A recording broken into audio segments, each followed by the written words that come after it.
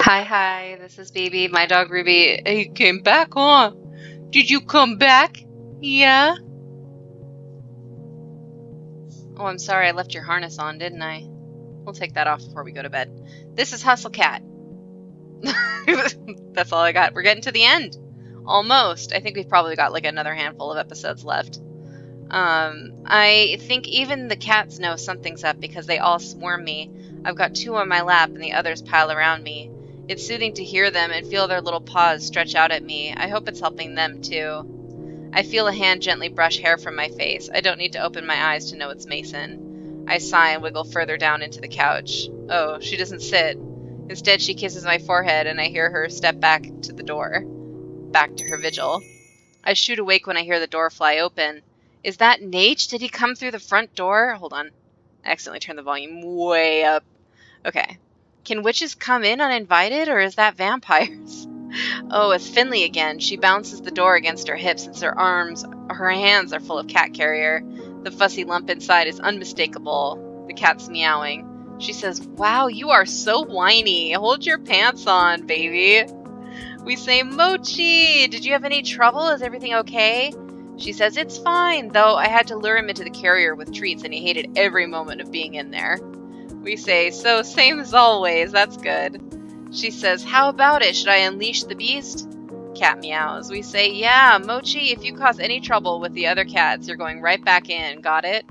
Like he's gonna choose now to start listening, Finley opens the carrier and he shoots out like a furry cannonball.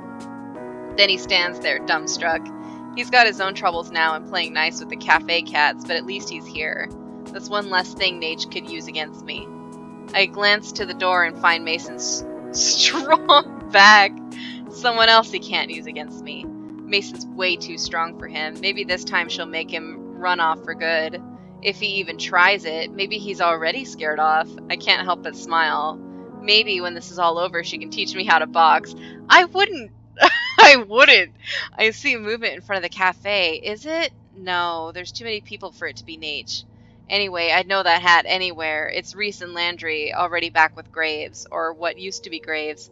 Now he looks like a forgotten statue, flaking bits of rust off as they haul him up the sidewalk. Are their hands glowing? I squint to get a better look. Oh, they look like garden gloves? Glowing garden gloves? They set Graves in front of the cafe, then come inside. Reese peels his gloves off, then helps Landry with his. Nobody touch him unless you're properly enchanted, Reese says. The rust spreads easily. We say, "Are you going to leave him out there?" He looks like a huge, ugly yard gnome. That's not very nice. Not that I'm going to say anything. Landry says, "We can't risk the cats coming over to investigate. They might touch the rust, and Reese said it could spread to them, too." Reese says, "I can't take him upstairs. Dracula would be at risk. Poor Dracula. I know she'll be heartbroken." Finley says, "So, now what do we do?" Can you imagine reading that line if we hadn't gone and investigated his upstairs apartment? Like, you've played this whole game up to this point. You've got the information that you got. And then out of nowhere, you hear him say, "Poor fucking Dracula," in Graves' apartment.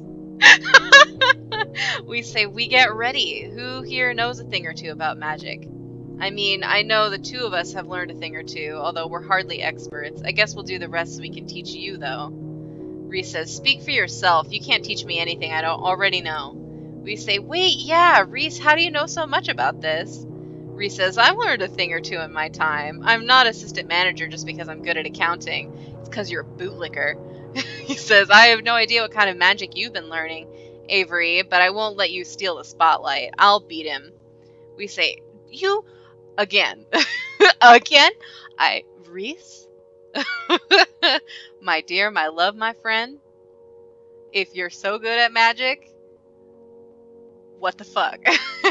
Haven't you been listening? He beat Graves. We gotta team up and come up with a plan. Mason says, "We fight alone, he picks us off. We all jump him, we have a chance." Yeah, we jump him! We say, "See, Mason gets it. She goes by street rules." My dad tells me this story all the time. He was a delinquent, latchkey, orphan, troublemaker as a child, as a teen, and but he was also very tiny because he was malnourished, and it's not funny, but it is funny. the way that he talks about it. We're cool now, but people would pick fights with him because he was that kind of kid. And he was like, I was small, so I'd show up to the fights, and I would have a roll of pennies in one fist, and I would have a chain in the other fist. They'd be like, no. He'd be like, this is how I make it a fair fight. And people wouldn't fight, because, no. So anyway, all I'm saying is Mason knows this trick, and Reese could use it. Oh! Reese says, well, what do you propose? We say, haven't you ever cram studied before finals? We'll do that using the tried and true Gray method. We shove enough magic in our short-term memory to beat him. We probably forget it 5 minutes after, but who cares by then? We'll be done. Reese says that's the dumbest thing I've ever heard. Finley says, you got a better one? Finley says, see, it'll be fine. I'm basically an expert here, too. I got through half my book reports without even opening the book. Hay says, just take the time to study properly. I have depression. Avery says, all right, someone get me the book and I'll get this started. If I ever need a confirmation that I don't want to be a teacher, I get it today. I try to... Avery says, this sucks. I try leading a sort of haphazard class on magic, but it's like herding cats. Reese keeps correcting me. I think Mason fell asleep. Landry keeps getting distracted and wandering off. Finley's interested, but she's also interested in her phone. Hayes is too shy to actually try anything. Hell, it looks like Mochi is paying more attention than they are. This is important, so I keep trying, and I think they do too, but I'm exhausted. Look, we say, I'm beat, y'all. I gotta take a nap. Can you just sort of, like, independent study? Landry says, sure, you should get some rest. We can take it from here. Can you? I don't trust you. We say, yeah, that sounds great. Reese says, but we have to prepare to fight. Finley says, but we don't even know if this guy's coming. Hay says, we could, take guard shifts. Landry says, right, we'll go in shifts. Avery can rest, 2 of us can stand guard, and the rest can move the cats into the basement. Hay says, the basement? Why? Landry says, I don't want any of them in the line of danger. They're safer if they're away from us. I doubt Nate cares about cats. He won't go chasing them. Finley says, ugh, then we gotta herd them all down there. Landry says, we can do it if we work together. We just gotta play some jaunty music. Reese says, you better get Mochi and Dracula too. I don't want to leave Dracula alone. She must be scared. Landry said, who said that? I don't fucking know. There's too many people. Landry says, sure. Can you get her and then keep the cats company? Reese says, no, I'm taking first shift as guard. Graves would want it that way. Finley says, I'll take care of them, Landry. The cats like me. Landry says, great, I'll take the other guard shift. Everybody else relax. Will do, mon capitaine. I'm surprised Mason doesn't volunteer. I feel her hand on my shoulder. She looks tired, but I think Mason is tougher than sleep itself. Fuck yeah, she is. She says, come on, I'll help you upstairs. We say, thank you. I don't want to sleep in that skanky apartment. It's not actually skanky. I'm just anxious. She scoops me in her arm, like carrying a bride over the threshold, and stomps her way upstairs. Hell yeah! Alright! It's so quiet, empty. Reese ducks in to scoop Graves' sweet old cat Dracula and is just as quickly gone. Then it's just us. Avery, that's us. We say, there's so much going on, it doesn't feel real. Maybe it's not. Maybe I'm asleep. Mason says, She ruffles my hair and her face softens. Get some rest. We are already out. She puts her arm around me and I nestle against her. I'm out. We're outie. I wander in and out of sleep, but the slow rise and fall of Mason's breathing lulls me back each time. Maybe I can sleep through this. Everyone else can take care of it, and then we can all get back to work. And while I'm at it, why not get ambitious? Maybe everything really is a dream. Like cats and witches, magic, it's ridiculous. There's a crash, a car crash. Or a large window shattered with a metal bat. Oh shit! It sounds like that! Sleep is ripped from me and I shoot up from the couch with a scream. I see Mason standing before me as if shielding me. Broken glass is everywhere. And there, balancing on the shadowed window frame with a rusty bat in hand, is Nate. Way to go, guard team! You guys suck! Nate says, I knew you squatters were here. It was the damnedest thing, let me tell you. Here I am trying to enter the cafe, my cafe. And you know what I found? A bunch of wards. You believe that? On my territory. I can't think. I don't get this. How did he get up here? How is he balancing like that? What am I supposed to do? Nate says, of course, I should have thought of it. Of course Graves would give my property away. The hell wouldn't he? Ain't like he plays fair. So I say to myself, I'll bet he didn't arm this floor. Classic mistake, yeah? And wouldn't you know it, he ain't got him up here. Lucky he didn't get robbed, bless his heart. Mason says, step in, go on, dare ya. Oh, yeah. Nate says, calm yourself, Missy. I'm talking basic security, stuff that discourages your regular crooks and what have you. Turns out he only forgot to ward his windows. I gotta stay right here, and it's a damn shame, Matt. Couldn't get glass all the way up my boots. Or could get glass all the way up in my boots. All up in my boots. All up in my boots. Why does this matter? Why does he keep talking to us? His words lap at my ears like dark, soothing waves, almost like they're trying to slip in. The air tastes like metal. We say, what do you want? Leave us alone. You already said you can't get in. Just give up and leave. Nate says, no can do. See, I got my mind on taking him for all he's worth.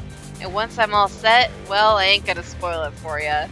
These wards are gonna get weaker and weaker, but I ain't. One day I'm gonna push on him, and then he snaps his fingers. Poof. So let's negotiate. How about you give up and give me the building? I wish I had something to throw at him.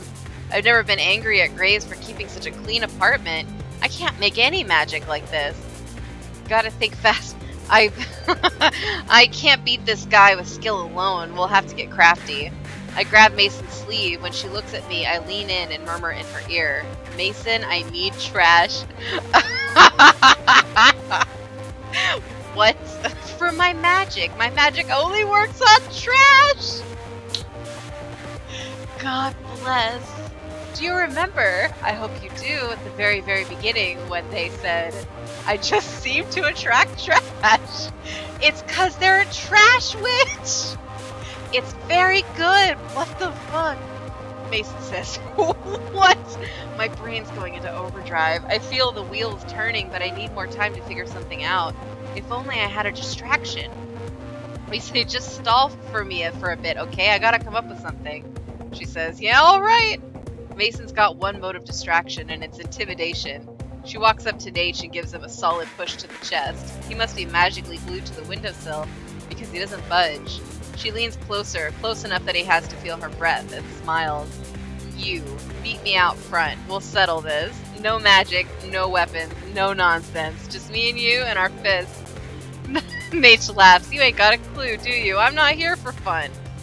She says, yeah, you are. Look at that grin. You're out hunting. I know the type. Just another thug looking for a thrill. We say, yeah, she's right. You're a 2-bit punk. What year is it? Picking on baby witches. That was like a double punch. I'm okay. We say you won't put up a fight. That's good, Mason. Stall some more. Natch says, don't waste your time. I've got a real long temper. Nate says, but I got no problem with honoring last request. Meet me out front, Missy, and you better scoot with her, kitten. Wouldn't want you plotting anything while I'm gone. Or scoot with her. We say, yeah, whatever. Mason cracks her knuckles and then her neck. She gives me a wave and disappears back downstairs. Nate is staring at me, waiting. I don't want to be up here by myself with him, but I need to do something first. I duck into the kitchen and grab a bag from the recycling bin. I'll worry about what's in here later, but for now I gotta go. He says, forget something? Just taking out the trash. Quit your stalling unless you want to lose a chance to say your goodbyes, he says. I scurry for the door. What are you gonna do? What are you gonna do? I'm so scared! I've got this bag of recycling over my shoulder when I bust through the front door. Everyone else is still in there, and they crowd around the door as I head out. I'm surprised to say it, but Nate is true to his word. He leaves his bat at Graves' feet. What a jerk! Maurice looks ready to go out and punch Nate himself, but Landry restrains him. Landry's right, I wouldn't want to get between those two.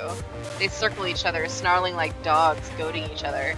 Mason's the first to strike. It costs him 15 hit points. She lunges at Nate faster than I've ever moved in my life. She only barely misses knocking him out again. She's so Oh, good. We'll appreciate this final boss battle in the next episode. Take care. Love you. Bye bye bye bye.